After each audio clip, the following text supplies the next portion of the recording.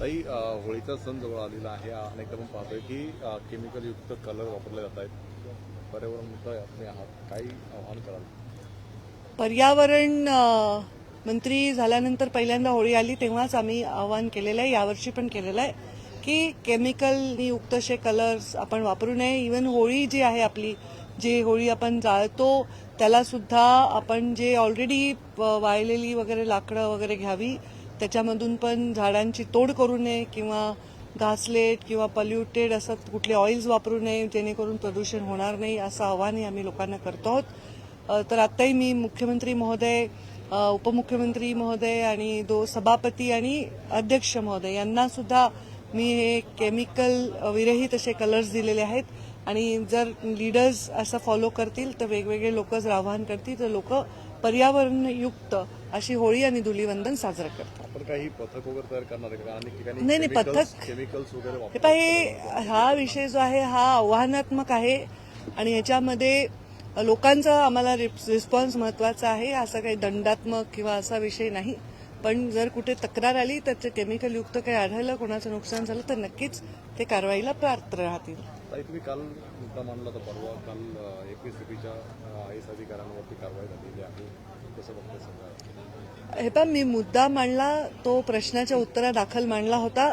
कारण आम्हाला असा नियम आहे की सन्माननीय सदस्य सभागृहामध्ये जे प्रश्न मांडतात ते प्रश्न आणि त्यांनी मांडलेले मुद्दे हे सत्य मानून आम्हाला उत्तर द्यायचं असतं.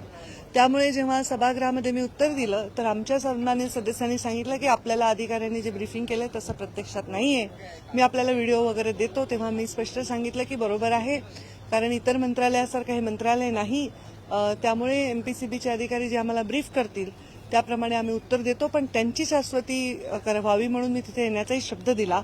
आणि आजच्या विषयावर अधिकाऱ्यांचं ब्रीफिंग झालं नाही, त्यावेळी आले नाही असा मी उल्लेख केला.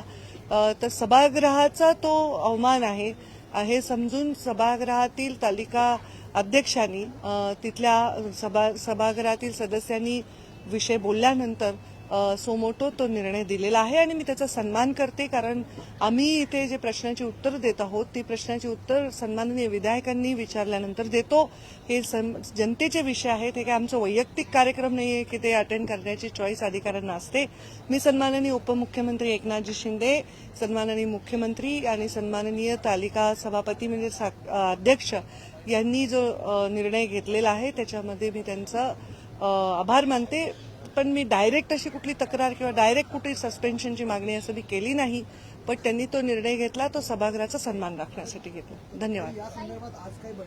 नाही काही आता तो विषय त्यांचं रुलिंग हे सर्वोच्च असतं आणि त्यांनी ते रुलिंग दिलं.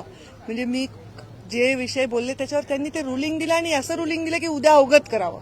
त्याच्यामुळे त्याच्यात आता काही चर्चा अध्यक्षांच्या रुलिंगवर नसतेच, ते सर्वोच्च आदेश आहे. त्यामुळे माझं असं काही स्पेसिफिक करावं असं वगैरे मी काहीच, तुम्ही ते व्हिडिओ आहे तुमच्याकडे, तुम्ही पाहू शकता. तो विषय फूड अँड ड्रग्सचा आहे. पण कुठल्याही गोष्टीत भेसळ होऊ नये हे सगळ्यांचे आव्हान असावंच. सबको सर्वप्रथम मैं होली की शुभकामनाएं देती हूँ. एक होली होती जो हम होली जलाकर होली का पूजन करते हैं और जिसको हम धूलिवंदन कहते हैं वो एक होली है जहां हम रंगों से खेलते हैं. ये दोनों त्योहारों में पर्यावरण युक्त ऐसे हम स्टेप्स लें. होलिका दहन करते वक्त वृक्ष को ना काटे.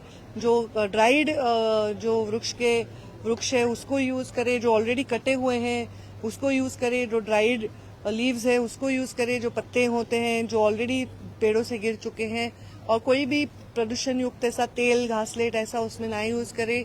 ये सब चीजें करने से हवा में प्रदूषण नहीं होगा. और जो कलर्स है वो कलर भी केमिकल युक्त ना हो. वो कलर ऑर्गेनिक हो, वेजिटेबल बेस्ड हो, जिनकी वजह से नुकसान ना हो और पर्यावरण युक्त होली हम मना सके. क्योंकि ये कलर जब पानी में घुल जाते हैं उससे बहुत नुकसान भी होता है. और ये जब हम देखते हैं कि जिस तरह से लोग फेंकते हैं कलर पेड़ों पे, घास पे, उससे बहुत नुकसान होता है. तो ये सबने इसकी सावधानी बरतनी चाहिए. Thank you.